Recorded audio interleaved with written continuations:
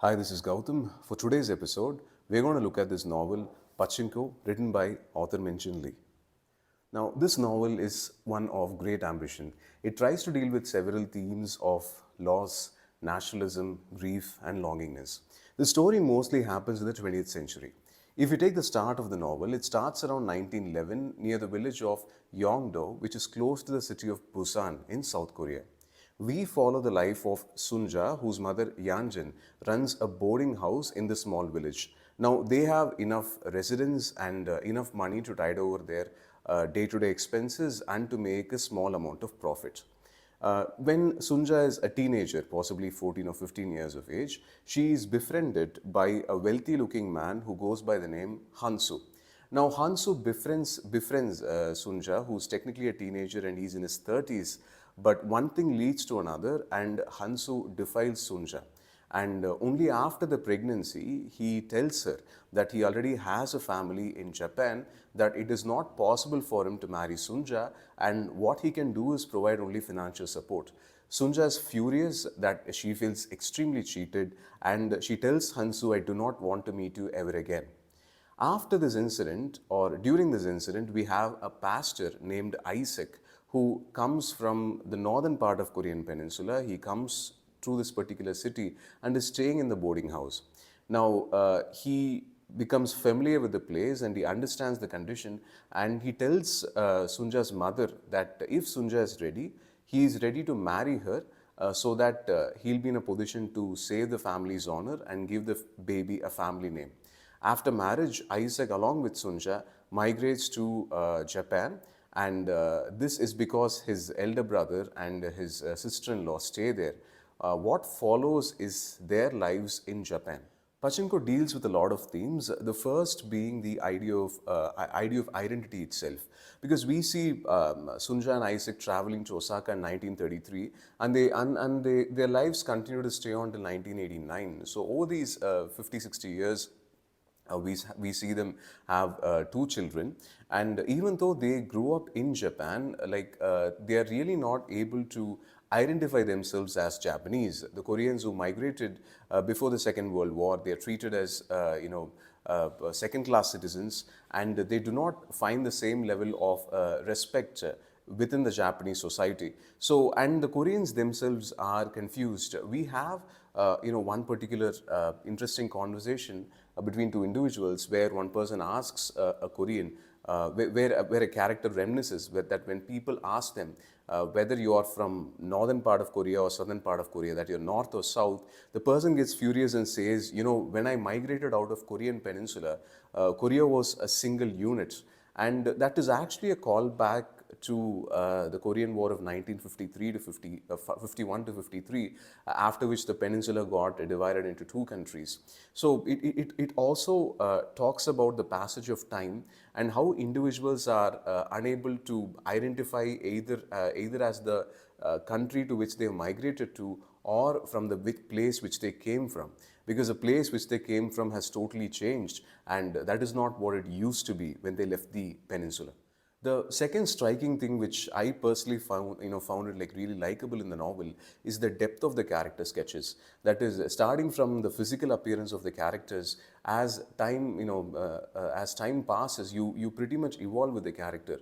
You can get you find themselves in your shoes, and once they reach teenage or 20s or 30s, you can see why they make certain decisions. And no character is written as white and black, but all of them are gray. Like, let's take this person Hansu, for example. Hansu is introduced as a very negative character, as a person who cheats a teenager, but you also get one more a dimension of Hansu. For example, this is explored in one of the conversations which he has with one of his subordinates, and during that he says, I am very good at making money. This country would fall apart if everyone believed in some samurai crap. The emperor does not give a fuck about anyone either. So I'm not going to tell you not to go to any meetings or not to join any group. But know this, those communists do not care about you. They do not care about anybody. You're crazy if you think they care about Korea. And in one more paragraph, he tells his subordinate, you think I like it here? No, I don't like it here. But here I know what to expect. You don't want to be poor. Chango.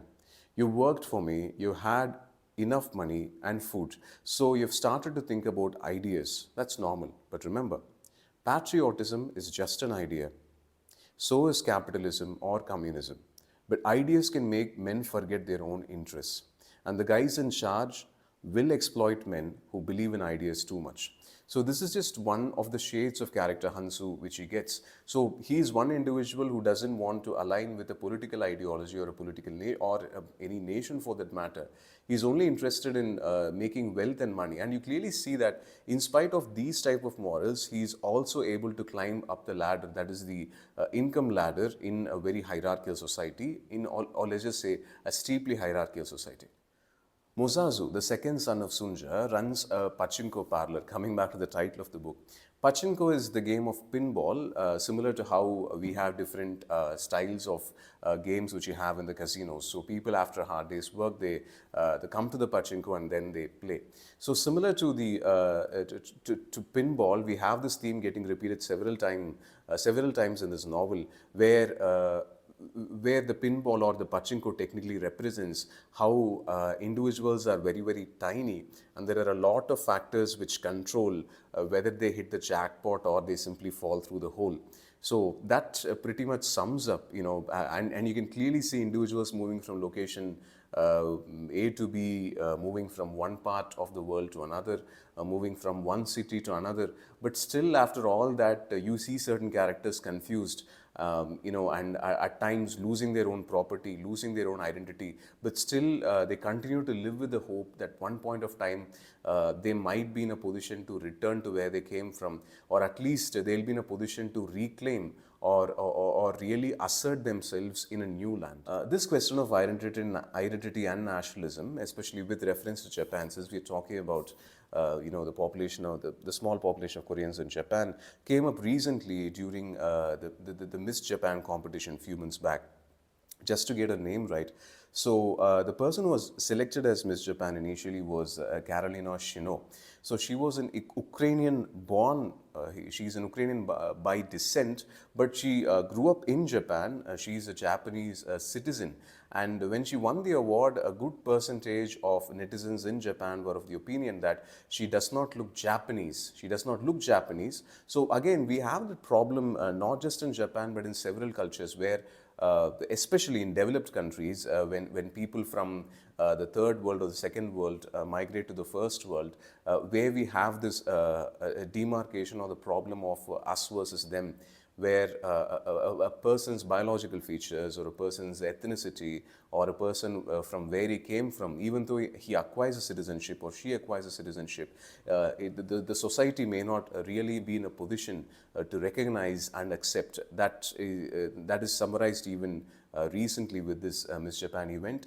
She gave up the award, but not for this reason, but for some other reasons again, which stirred up another controversy. But that's a totally different story. So that's it for the review of Pachinko. If you like the video, do like, comment and subscribe. But before I close the video, first thanks to all the subscribers who are constantly asking me for continuing the book review session.